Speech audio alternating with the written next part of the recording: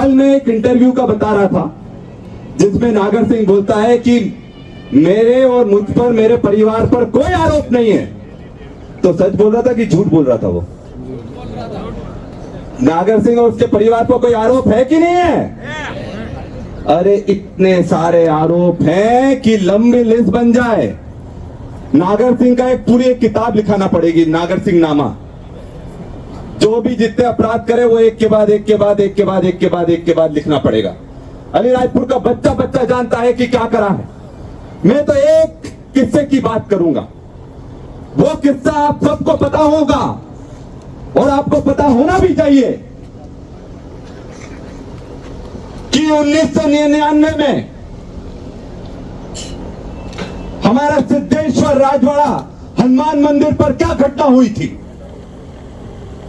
उस दिन सिद्धेश्वर राजवाड़ा हनुमान मंदिर में 4 लोगों को मौत के घाट उतारा गया था।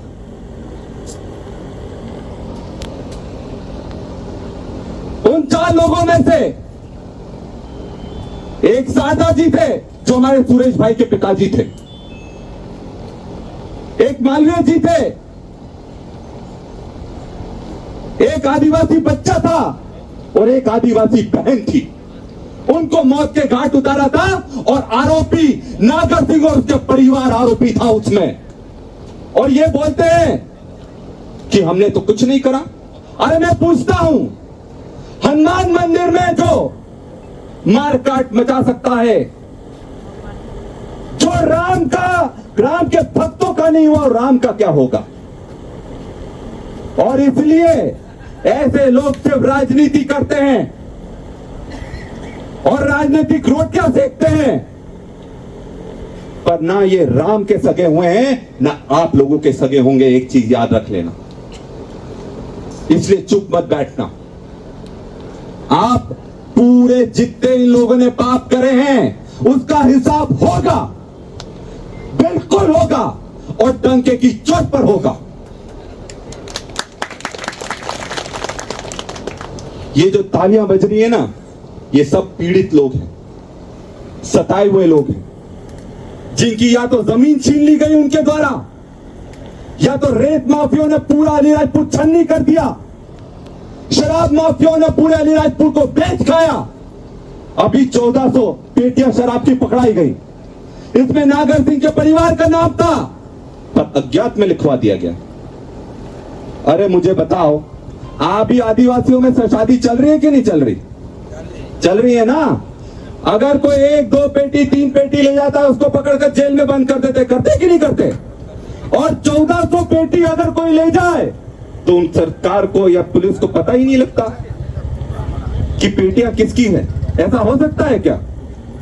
ऐसा नहीं हो सकता है।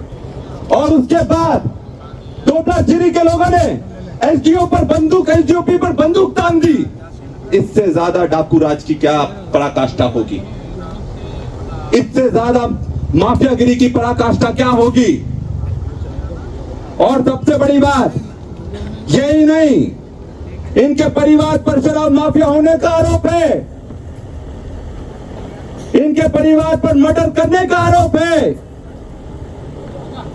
इनके परिवार पर अवैध नकली शराब बनाने का आरोप है,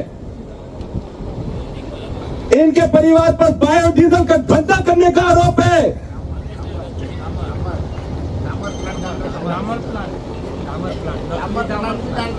नकली डामर प्लांट भी डाल रखा है।